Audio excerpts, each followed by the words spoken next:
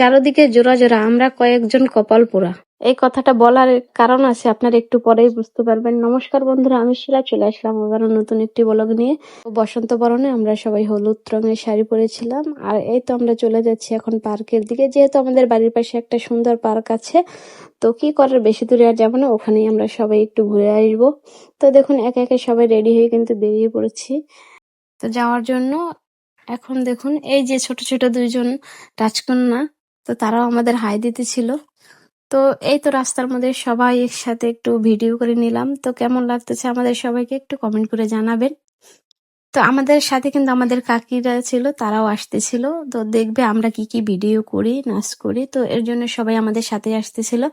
তারপরে আমরা হাঁটতে হাঁটতে চলে গেলাম সে আমাদের গন্তব্যে। এরপরে দেখুন ওই যে দূর থেকেই কিন্তু গেট দেখা যাইতেছে। তো এরপরে একে একে আমরা গেট থেকে এন্ট্রি নিলাম।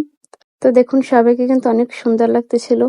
তো সবাই কিন্তু আমরা একে একে ঢুকে গেলাম গেটের ভিতরে। তো দেখুন ঢোকার শুরুতেই কিন্তু যে পার্কটা প্রতিষ্ঠিত করেছে তাকে ঘোড়ার সাথে দেখা যাইতেছে। তো তারপরে এদিকে বাচ্চাদের খেলার জায়গা। তো আরেকটা কথা না বললেই না, আমাদের এই পার্কে কিন্তু আপনারা বাচ্চারা, বুড়োরা সবাই আসতে পারবেন। সব বয়সের মানুষরাই এখানে এসে সময় কাটাতে পারবেন। সবার জন্য ভালো ভালো বিনোদনের জায়গা রয়েছে, বাচ্চাদের জন্য খেলার জায়গা রয়েছে। তো এই দেখুন এই হলো আমার বোন, তো ও একটু ছবি তুলে নিল ওর সাথে। তো দুজনকে কেমন লাগতেছে একটু কমেন্ট করে জানাবেন। তো সবাই অনেক হাসাহাসি করতেছিল। তো পার্কে ছিল একটা স্টেজের ব্যবস্থা ছিল, যে যেখানে কোনো প্রোগ্রাম অনুষ্ঠান হলে তো এখানে বসে হবে।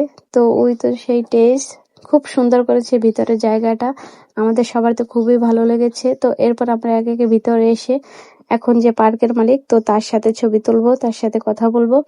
তো চলুন শুনে আসি সে কি বলবে আমাদের সবাইকে। তো তার মুখ থেকেই আমরা কথাগুলো শুনিয়ে নিই। উদ্বোধন করবো, ধুমধারাক্কা অনুষ্ঠান হবে কিন্তু, ঠিক আছে? সারাদিন সারা রাত, ঠিক আছে?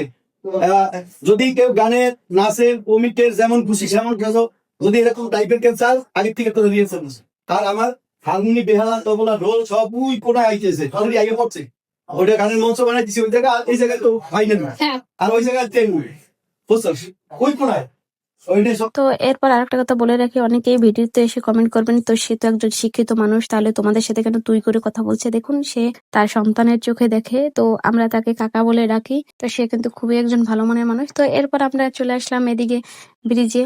এরপর সবাই ভিডিও করতেছিল, ছবি তুলতেছিল। তো এই পার্কটা কিন্তু অনেকটা বড় এরিয়া নিয়ে, তো আমাদেরও ঘুরতে ঘুরতে ভিডিও করতে করতে কিন্তু সন্ধ্যা হয়ে গেছে। এখন চলে যাবো আমরা আমাদের বাড়িতে। সবাই ভালো থাকবেন, সুস্থ থাকবেন, টাটা, বাই বাই।